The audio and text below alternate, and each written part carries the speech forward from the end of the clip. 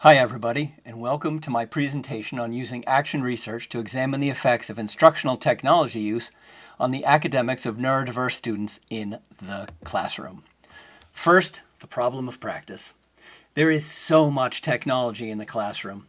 Personal devices like cell phones and even gaming consoles, and then of course EdTech, laptops, iPads, and apps like Google Classroom and other apps and tools that the students and teachers use for instruction, classwork, and assessments. These are no doubt powerful tools for increasing productivity, expanding horizons, and inducing students to open up new lines of inquiry. But they are also powerful inducements to wander, especially for neurodiverse students who are easily distracted. Banning tech is not the answer, but that is actually the plan. In Massachusetts for the 2025-26 school year, all schools will be able to, if they wish, ban cell phones. So my investigatable question, how is the academic learning environment for my current cohort of neurodiverse students impacted by the presence of instructional technology in the classroom? The literature on this is pretty clear. Studies validate what we know. Cell phones are a distraction. Social media is harmful to the mental health of teens and others. Too much use of it impedes learning. But there is a place for tech in the classroom. Other studies reveal insights like tech can be beneficial for kids with ASD and ADHD, and tech can exacerbate ADHD and ASD tendencies. The upshot? It's complicated. The study site is a therapeutic school in suburban Boston. Students there exhibit clinical levels of anxiety and depression. Also, many have comorbidity with ADHD, OCD, or autism spectrum disorder. The school is structured like a traditional high school and offers a state standard curriculum. There's an 8-to-1 student-teacher ratio with approximately 90 total students between middle school and 12th grade. There is one-to-one technology in the classroom. Each student is assigned their own Chromebook. The subject classes are history and economics, juniors and seniors. They struggle with focus, rigid thinking, emotional dysregulation, academic stamina, and perseveration. Other considerations. Because the school is also a mental health facility, all of the activities there are also covered by HIPAA as well as FERPA regulations. So there is an extra hurdle of anonymity and permissions that need to be secured. Data collection, quantitative and qualitative data. That data will be triangulated by our quarterly ASSEP. It's the analysis of skills and unsolved problems. It's qualitative and quantitative data on each student analyzed by the teaching and clinical teams in a group discussion. It's used to both inform decision-making regarding goal setting for IEPs and to guide classroom and clinical interventions. The good thing is that this ASSEP often contains specific information on student technology use since it is so pervasive and such a problem.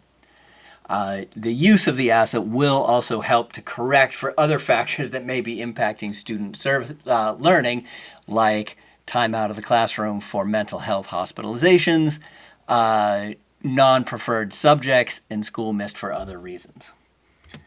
That quantitative data, report cards and current grades, the school maintains a technology archive of every website each student visits and when, which can be used to correlate with the student survey results, and self-identified Likert scales where students will identify the level of distraction they're experiencing with different technologies. The qualitative data, again, the school archive of ASSEP, student surveys, student interviews, follow-up questions, and regular teacher observations, which happen on a quarterly basis unless mandated otherwise. Data analysis will include frequent checks during the collection process to keep making sure that the data is relevant and valid. The first step is going to review the archive data to set a baseline of student technology activity and can be used as a comparison point for student-provided answers.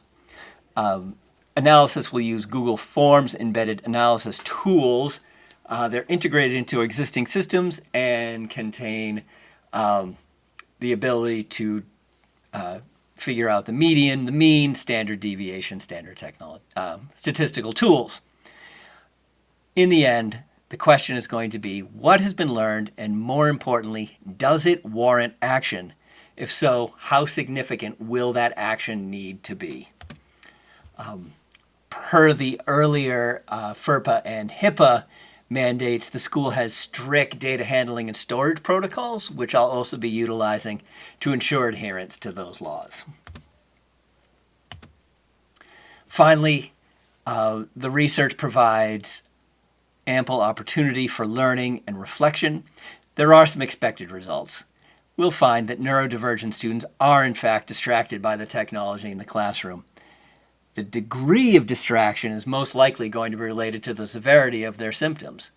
It will, however, enable us to sort of drill down on what technologies and apps are most problematic. The findings probably won't alter school-wide or even classroom strategies significantly, since so much of what we do is mandated by law. The tech is baked in, it's unavoidable, and we are experiencing a lot of pressure from parents and students to use that technology. It will provide useful insights into individual students and small cohorts of students, and additional questions may arise from examining crosstabs between students with different diagnoses. Finally, action research, I see, is a gateway to overcome the "if it ain't broke, don't fix it" inertia that teachers can fall prey to. And finally, here's a list of the sources. Thank you very much, everybody, and have a great day.